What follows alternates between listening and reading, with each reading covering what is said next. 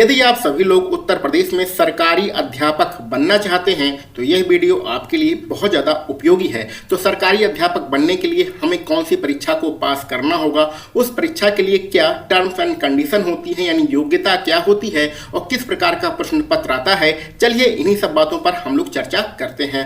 तो उत्तर प्रदेश में यदि आपको अध्यापक बनना है कक्षा 1 से लेकर कक्षा 10 तक अगर आप पढ़ाने का सपना देख रहे हैं उत्तर प्रदेश में, तो आपको यूपी टेट की परीक्षा को पास करना होगा। यूपी टेट की परीक्षा का जो फुल फॉर्म होता है उसको हम लोग कहते हैं Uttar Pradesh teacher eligibility test, यानी कि उत्तर प्रदेश शिक्षक पात्रता परीक्षा। यह परीक्षा में 2 प्रश्न पत्र होते हैं, यानी 2 पेपर होते हैं। आप चाहें तो एक पेपर दीजिए, आप चाहें तो दूसरा पेपर दीजिए, आप चाहें तो दोनों पेपर दे सकते हैं। ठीक है, तो 2 प्रश्न पत्र होता है। पहला जो प्रश्न पत्र होता है वो कक्षा 1 से लेके 5 तक होता है, जिसको हम लोग प्राइमरी अथवा प्राथमिक स्तर कहते हैं। यानी कहने का मतलब यदि आप प्राइमरी, जिसको हम लोग बेसिक डिपार्टमेंट भी कहते हैं, तो प्राइमरी के टीचर अगर आप बनना चाहते हैं तो आपको ये पहला वाला पेपर देना पड़ेगा और इसको क्वालिफाई करना पड़ेगा। यदि आप जूनियर में जाना चाहते हैं, जो बेसिक के स्कूल होते हैं, बेसिक में जो जूनियर के स्कूल होते हैं जहां पर कक्षा 6 से 8 तक पढ़ाई होती है, तो उसमें अगर टीचर बनना चाहते हैं तो आपको ये दूसरा पेपर देना पड़ेगा, जिसको जूनियर स्तर कहते हैं अथवा उच्च प्राथमिक स्तर कहते हैं। तो 2 पेपर होते हैं, एक प्राथमिक स्तर वाला होता है, एक उच्च प्राथमिक स्तर वाला होता है।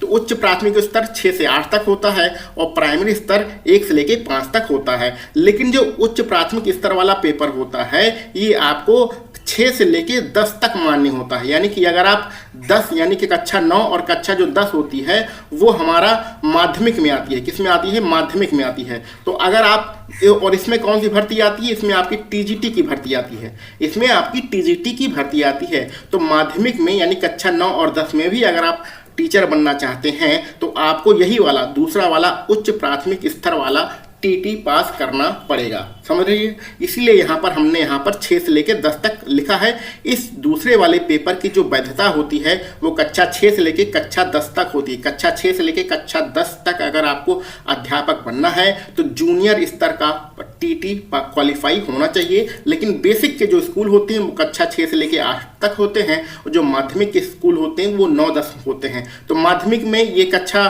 6, 7, 8 भी आती है, तो दोनों मिक्स रहता है। समझ रहे हैं ना? तो सीधा सीधा समझिए, अगर आपको प्राइमरी का अध्यापक बनना है तो पहला पेपर देना पड़ेगा। अगर आपको जूनियर का अध्यापक बनना है, कक्षा 6, 7, 8 का अध्यापक बनना है, तो आपको दूसरा पेपर देना पड़ेगा। अगर आप माध्यमिक यानी कि टीजीटी में जाना चाहते हैं तो भी आपको दूसरा पेपर देना पड़ेगा और आप चाहें तो दोनों पेपर भी दे सकते हैं।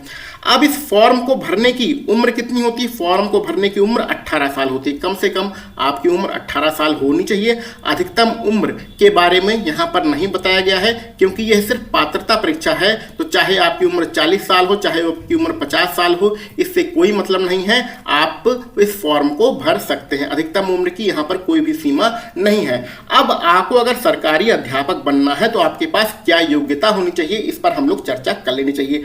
देखिए, आपको अध्यापक बनना है तो आपके पास ग्रेजुएशन की डिग्री होनी चाहिए। जो स्नातक की डिग्री है, स्नातक वाली डिग्री आपके पास होनी चाहिए। 1 मिनट, हाँ, स्नातक वाली डिग्री आपके पास होनी चाहिए। तो स्नातक अगर आपके पास डिग्री है और कम से कम 50% के साथ आप स्नातक पास हैं, चाहे बीए किया हो चाहे बीएससी किया हो, उससे कोई मतलब नहीं है। लेकिन 50% अगर आपके अंक हैं और साथ ही साथ 2 साल का आपने बीटीसी किया है अथवा 2 साल का बीएड किया है, दोनों में से कोई भी डिग्री है और वो जो डिग्री है वो एनसीटीई से मान्यता प्राप्त है, तो आप इस फॉर्म भरने के योग्य हैं। ठीक है, तो ग्रेजुएशन में आपको 50% नंबर चाहिए। अब आगे बढ़ते हैं। अगर आपके ग्रेजुएशन में 50% नंबर नहीं है और सिर्फ 45% नंबर है तो आप क्या करेंगे?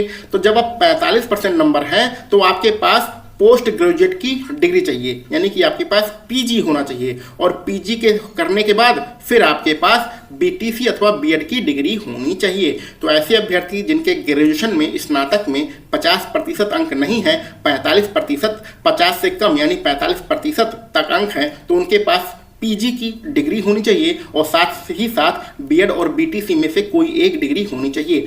पहले क्या था, ये जो प्राइमरी वाली भर्ती है इसमें बीएड पर रोक लगी थी। बीएड वाले प्राइमरी का फॉर्म नहीं भर सकते थे, लेकिन अब ये रोक खत्म हो गई है, इसलिए ये जो दोनों आपकी परीक्षाएं हैं, दोनों के लिए जो योग्यताएं हैं वो समान योग्यताएं हो गई हैं। जब इसका आप नोटिफिकेशन देखेंगे तो कम से कम उसमें 10 पॉइंट लिखे होते हैं, 10 पॉइंट लिखे होते हैं आपके क्वालिफिकेशन यानी योग्यता से संबंधित। तो उन 10 पॉइंट पर हम लोग यहाँ पर चर्चा नहीं करेंगे। सिंपल भाषा में समझिए, आपके पास स्नातक होना चाहिए 50% से, अगर नहीं है तो 45% वाला भी चल जाएगा, लेकिन तब आपका के पास पीजी डिग्री होनी चाहिए और साथ ही साथ आपने बीएड अथवा बीटीसी कर रखा हो।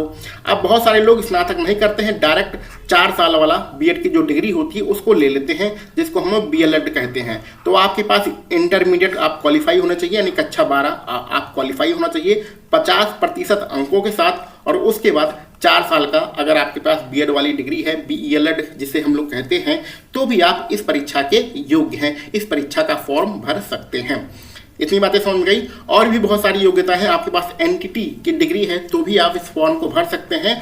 तो उन सारी चीज़ों को हम लोग बाद में डिस्कशन करेंगे। अगर आप लोग कहेंगे तो टेलीग्राम चैनल पर पूरा जो 8-10 पॉइंट होते हैं, कौन कौन से क्वालिफिकेशन होनी चाहिए जिसके बाद आप टेट का फॉर्म भर सकते हैं, तो वो सारा आपको टेलीग्राम चैनल पर दे दिया जाएगा। यहाँ पर जो मेन है, प्रमुख है, सिर्फ वही आपको बताया जा रहा है।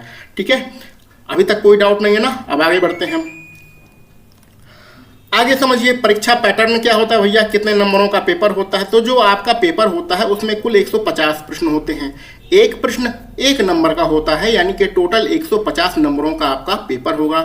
150 नंबरों का पेपर को सॉल्व करने के लिए आपके पास 2.5 घंटे का समय दिया जाएगा। 2.5 घंटे मतलब 150 मिनट। 150 मिनट में आपको 150 प्रश्न सॉल्व करना पड़ेगा और एक प्रश्न का 1 नंबर मिलेगा और कुल मिला के आपका 150 नंबर रहेगा। और ये जो आपका पेपर होगा ये वस्तुनिष्ठ पेपर होगा, यानी बहुविकल्पी पेपर होगा। एक यहाँ पर प्रश्न लिखा रहेगा, उसके यहाँ पर 4 विकल्प दिए रहते हैं, चारों विकल्प में से कोई एक विकल्प आपको चुनना है।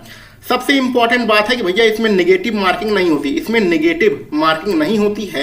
तो यूपी टेट का पेपर में बहुत सारे लोग तुक्का मारकर भी कितने 40 अथवा 50 नंबर ले आते हैं। 40-50 नंबर तो तुक्का मारकर भी आ जाते हैं। 150 में 40-50 नंबर आप तुक्का मारकर भी ला सकते हैं। तो जैसा कि आपको अभी भी बताया गया कि अगर आप बेसिक में यानी प्राइमरी में अध्यापक बनना चाहते हैं, कक्षा 1 से 5 तक आप अध्यापक बनना चाहते हैं, तो आपको पहला पेपर देना होगा। और अगर आप जूनियर में कक्षा 6 से लेकर 8 तक अध्यापक बनना चाहते हैं अथवा कक्षा 9 और 10 का आप अध्यापक बनना चाहते हैं, तो ऐसी कंडीशन में आपको दूसरा प्रश्न पत्र देना पड़ेगा जो कि 6 से लेकर कक्षा 10 तक मान्य होता है। जब आपका यूपी टेट का नोटिफिकेशन आएगा तो उसमें कक्षा 6 से लेकर 8 तक ही लिखा होगा, कक्षा 6 से 10 नहीं लिखा होगा। लेकिन ये जो आपका प्रमाण पत्र होता है, ये जो आपकी मार्कशीट होती है, वो आपका टीजीटी यानी कक्षा 9 और 10 में भी मान्य होती है। ठीक है, तो 2 प्रकार के प्रश्न पत्र हैं। आप चाहें तो पहला प्रश्न पत्र दीजिए, आप चाहें तो दूसरा प्रश्न पत्र दीजिए, और आप चाहें तो ये दोनों फॉर्म दे सकते हैं। पहला पेपर सुबह यानी मॉर्निंग शिफ्ट में होता है और जो दूसरा पेपर होता है वो इवनिंग शिफ्ट में होता है। यहाँ पर जो सबसे बड़ी भर्तियाँ आती हैं वो बेसिक में ही आती है, यानी प्राथमिक शिक्षक भर्ती में ही आती हैं। पिछली बार कितनी आई थी भर्ती? लगभग 69,000 भर्ती आई थी, जिसमें हमारा भी सिलेक्शन हुआ है। उससे पहले 68,500 भर्तियाँ आई हैं, उससे पहले 14,000, 12,000, इस प्रकार की बड़ी बड़ी जो भर्तियाँ होती हैं वो आपका बेसिक में ही आती है, यानी प्राथमिक शिक्षक भर्ती में ही आती है। और अब की बार जो भर्ती आने वाली है वो भी आपकी 50,000 से ज़्यादा ही आने वाली है। तो लगभग सभी स्टूडेंट इस बेसिक यानी प्राथमिक शिक्षक भर्ती की ही तैयारी करते हैं, यानी कि पहले पेपर की ही तैयारी करते हैं। लेकिन पहला पेपर और दूसरा पेपर का जो सिलेबस है लगभग मिलता जुलता सिलेबस है। इस प्रकार आपको दोनों पेपर देने चाहिए। ठीक है, आगे बढ़ते हैं, इनका पासिंग मार्क की बात करते हैं। देखो ये एक क्वालिफाइंग एग्जाम है, इससे आपको नौकरी नहीं मिलने वाली है। जो आपकी टीचर की भर्तियां होती हैं उसके लिए ये जरूरी प्रमाण पत्र है, इसलिए यह क्वालिफाइंग नेचर का है। ठीक है, तो क्वालिफाइंग नेचर में अगर आप अनारक्षित वर्ग से हैं, यानी कि जनरल कैटेगरी से अनारक्षित वर्ग से हैं, तो आपको क्वालिफाई करने के लिए 60% नंबर चाहिए। टोटल 150 नंबरों का पेपर होता है, यानी कि 60% 150 का 60% 90 नंबर होता है। तो 150 में से आपको 90 नंबर लाना पड़ेगा। इसके अलावा यदि आप ओबीसी, एससी अथवा एसटी कैटेगरी से बिलोंग करते हैं तो आपको परीक्षा को पास करने के लिए 55% नंबरों की आवश्यकता होती है। तो 55% निकालेंगे तो आपका 82 नंबर आता है, 82.5 आता है, लेकिन कोल्ट के द्वारा इसे 82 नंबर ही माना गया है। तो 82 नंबर चाहिए आपको पास होने के लिए। कम से कम नंबर है 82 से ऊपर आपका नंबर होना चाहिए, यानी 82, 83, 84 अगर आपके नंबर होते हैं तो आप क्वालिफाइंग माने जाएंगे। लेकिन हमारा यहाँ पर कहना है कि 82, 83, 84 नंबर से कोई आपको प्रभाव पड़ने वाला नहीं है। आपको कम से कम 100 प्लस नंबरों की तैयारी करनी चाहिए। जब भी शिक्षक भर्ती आएगी उसमें जितने भी आपके यूपी टेट के नंबर होंगे उसका 1/4 नंबर जोड़ा जाएगा। शिक्षक भर्ती की जो मेरिट बनेगी उस मेरिट में इस यूपी टेट का नंबर भी जोड़ा जाएगा। तो यानी कि अगर आपके 100 नंबर हैं उसमें अगर 4 का भाग करें तो आपके 25 नंबर बनते हैं, तो 25 नंबर आपकी मेरिट में जुड़ेगा। इसलिए यूपी टेट में आप अधिक से अधिक नंबर लाने की कोशिश करिए। ये जो क्वालिफाइंग 90 नंबर और 82 नंबर है इसके चक्कर में मत पड़िए। 90 और 82 नंबर लाकर आप सरकारी नौकरी नहीं पा पाएंगे। आपको सरकारी नौकरी चाहिए तो कम से कम 100 के ऊपर ही पहुंचना पड़ेगा। कम से कम की बात हो रही है, कम से कम 100 नंबर तो लाना ही है। उसके अलावा आप 115, 120 चाहे इतने ले आइए, लेकिन गिरी से गिरी हालत में 100 नंबर आपको लाना ही है। अब प्रमाण पत्र की वैधता की बात करते हैं। पहले ये प्रमाण पत्र कितना 5 साल के लिए वैलिड होता था, 5 साल तक ये मान्य होता था, फिर आपको पेपर दोबारा से देना होता था।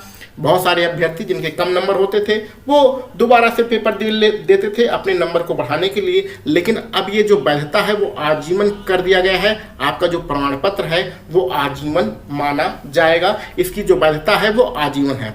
फीस की बात करते हैं। जनरल ओबीसी कैटेगरी के हैं, पहला पेपर के लिए जो फीस है वो 600 रुपया है, दूसरे पेपर के लिए जो फीस है वो भी 600 रुपया है। अगर दोनों पेपर आप भरेंगे, दोनों फॉर्म भरेंगे तो आपको 1200 रुपया देना होगा। SC और ST कैटेगरी में अगर आप बिलोंग करते हैं तो पहले पेपर की फीस 400 रुपया, दूसरे पेपर की फीस भी 400 रुपया। अगर दोनों पेपर आप भरते यानी प्राइमरी और जूनियर दोनों फॉर्म भरते हैं तो आपको 800 रुपया देना पड़ेगा। ये 1/4 नंबर आपका जुड़ेगा, यूपी टेट का 1/4 नंबर जुड़ेगा। इस चीज़ को ध्यान में रखिएगा। यानी कि यूपी टेट की परीक्षा आपके लिए बहुत ही इंपॉर्टेंट परीक्षा है यदि आप अध्यापक बनना चाहते हैं।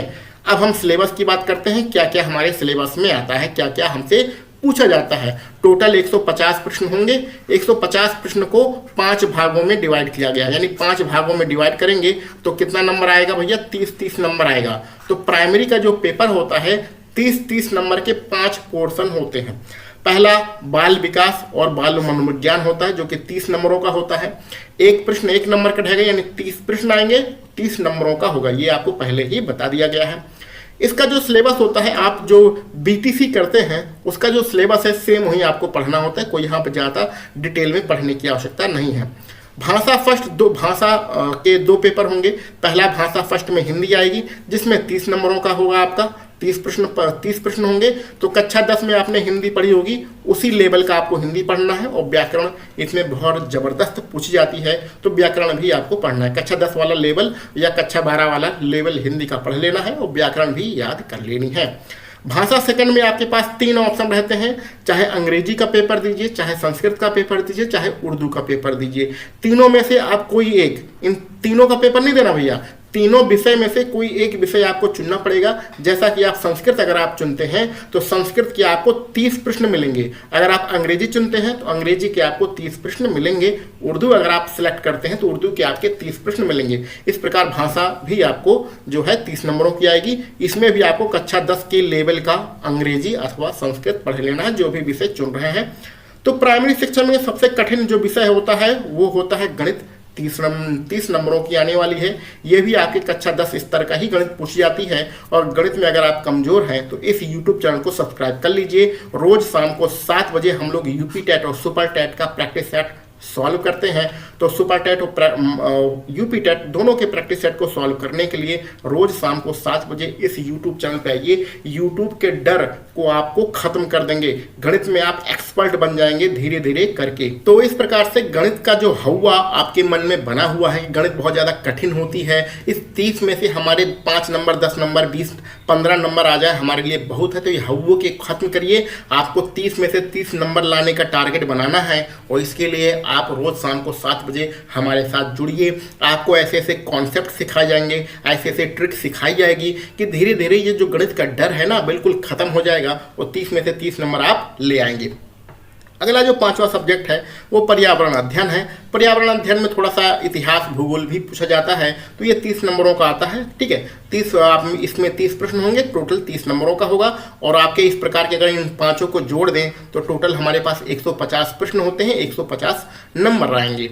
ठीक है, परीक्षा आपकी ऑफलाइन होगी, परीक्षा ऑनलाइन नहीं होती भैया, परीक्षा ऑफलाइन होगी। आपको OMR सीट मिलेगी, उसे भरना होगा और टोटल पेपर आपका 2.5 घंटे का होता है, ये आप जान लेते हैं। अब आते हैं दूसरे पेपर की। अगर आप उच्च प्राथमिक स्तर का पेपर देते हैं जो कि 6 से लेके कक्षा 10 तक मान्य है, लेकिन जब आपका नोटिफिकेशन आएगा तो वहाँ पर 6 से 8 लिखा होता है, क्योंकि जो जूनियर की कक्षाएं होती हैं वो 6 से 8 तक ही मानी जाती हैं। लेकिन ये जो प्रमाण पत्र है कक्षा 9-10 के लिए यानी TGT की जो भर्ती आती है उसके लिए भी मान्य होता है। तो इसमें सिलेबस में थोड़ा सा परिवर्तन है। पहला पॉइंट तो सेम है, दूसरा पॉइंट भी सेम है, तीसरा पॉइंट भी सेम है। यानी कि यहाँ पर आप देख रहे हैं जो 90 नंबर है, 90 नंबर है, वो तो सेम है। पहला पेपर और दूसरा पेपर दोनों 90 नंबर, 90 नंबर सेम है। लेकिन अब आगे का, अगर आप विज्ञान वर्ग से आते हैं, जैसे आपने BSc किया है या फिर आपने BTech किया है या फिर आपने MCA या BCA किया है, तो विज्ञान वर्ग के अगर आप कैंडिडेट हैं तो आपसे 60 नंबरों का गणित और विज्ञान पूछा जाएगा। तो गणित वही जो ये वाली जो गणित है ना, प्राइमरी वाली, यही गणित यहाँ पर भी आती है। तो गणित और विज्ञान आपसे पूछा जाएगा 60 नंबरों का, जिसमें गणित कितने का होगा, 30 नंबर की गणित होगी और 30 नंबर का आपका विज्ञान होगा। ठीक है, तो कुल मिला के आपका 90 और 60 150 नंबर बन गया। लेकिन अगर आप विज्ञान वर्ग से संबंधित नहीं हैं, आप कला वर्ग से संबंधित हैं, आप कला वर्ग से संबंधित हैं, तो आपसे 60 नंबरों का सामाजिक विज्ञान पूछा जाएगा। तो कला वर्ग के लिए 60 नंबरों का सामाजिक विज्ञान आता है, जिसमें आपका इतिहास, भूगोल, नागरिक शास्त्र और विज्ञान से भी थोड़े बहुत प्रश्न उसमें पूछे जाते हैं। इस प्रकार जो आपके सामाजिक विषय होते हैं वो सारे विषय, अर्थशास्त्र भी इसमें आएगा, सारे विषय यहाँ पर मिलाकर 60 नंबरों के प्रश्न पूछे जाएंगे और टोटल 150 प्रश्न आपका हो जाता है। 90 नंबर ऊपर और 60 नंबर इधर, तो कुल मिला के 150 आपका कंप्लीट हो गया। तो उच्च प्राथमिक स्तर में 2 कंडीशन है, क्या आप विज्ञान वर्ग से हैं अथवा कला वर्ग से हैं। लेकिन प्राइमरी में कला वर्ग विज्ञान वर्ग ऐसा कुछ नहीं पूछा जाता है। प्राइमरी सबके लिए बराबर होता है, सबके लिए एक ही पेपर होता है। लेकिन उच्च प्राथमिक स्तर में 2 प्रकार का पेपर होता है, कला वर्ग के लिए और विज्ञान वर्ग के लिए। तो आप 90 नंबर तो सेम रहेगा, लेकिन विज्ञान वर्ग में आएंगे तो 60 नंबर आपका अलग हो जाएगा और कला वर्ग से अगर आप संबंधित हैं तो आपके लिए 60 नंबर अलग हो जाएगा। परीक्षा आपकी ऑफलाइन होंगी, ये सारी चीज़ें आप जान चुके होंगे और यहाँ पर मुझे उम्मीद है सारी चीज़ें हमने यहाँ पर क्लियर कर दिया होगा। इसके अलावा भी अगर आपको कोई प्रश्न है तो कमेंट बॉक्स में लिखिएगा, आपके सारे डाउट क्लियर कर दिए जाएंगे। तो यूपी टेट की जो परीक्षा होती है वो उत्तर प्रदेश की बहुत ही प्रतिष्ठित परीक्षा होती है। इसमें लाखों 20-25 लाख बच्चे इस परीक्षा के लिए बैठते हैं। अगर आपको टीचर बनना है तो यूपी टेट का एग्जाम क्वालिफाई करना ही पड़ेगा। सरकारी नौकरी चाहिए, सरकारी अध्यापक बनना है तो यूपी टेट की परीक्षा क्वालिफाई करना ही पड़ेगा। इसके अलावा अब बहुत सारे प्राइवेट स्कूल ऐसे हैं जो खुद जो है यूपी टेट की मार्कशीट मानते हैं। यूपी टेट अगर आप क्वालिफाई हैं तभी अपने यहाँ टीचर की नौकरी देते हैं। तो प्राइवेट में भी यूपी टेट की मार्कशीट मांगी जा रही है। तो अगर आप सरकारी अध्यापक बनना है तो भैया ये परीक्षा आपको क्वालिफाई करना ही पड़ेगा। अगर आप अभी इंटरमीडिएट में हैं या ग्रेजुएशन में हैं या पोस्ट ग्रेजुएशन में हैं, कुछ भी कर रहे हैं और सरकारी नौकरी चाहिए तो ये क्वालिफिकेशन को विशेष रूप से याद रखिएगा। आपको स्नातक में 50% चाहिए। अगर स्नातक में 50% से कम है तो आपके पास पोस्ट ग्रेजुएशन की डिग्री होनी चाहिए और साथ ही साथ BEd अथवा BTC का डिग्री भी होनी चाहिए जो NCTE से मान्यता प्राप्त हो। इसमें लगभग 10 पॉइंट हैं जो कि पहले ही बताया है। तो अगर पूरे आप 10 पॉइंट अपने जो क्वालिफिकेशन है, योग्यता से संबंधित चीज़ों को जानना चाहते हैं तो कमेंट बॉक्स में लिख दीजिएगा। उसका जो PDF होता है, ऑफिशियल जो PDF होता है, उसको हम अपने टेलीग्राम चैनल पर डाल देंगे। उम्मीद है सारे प्रश्नों का जवाब यहाँ पर आपको मिल गया होगा। इसके अलावा अगर कोई प्रश्न आपके मन में है तो कमेंट बॉक्स में जरूर पूछिएगा, सारे प्रश्नों का आंसर दिया जाएगा। ठीक है, चलिए मिलते हैं अगले वीडियो लेक्चर में। आप सभी लोगों का वीडियो देखने के लिए बहुत बहुत धन्यवाद।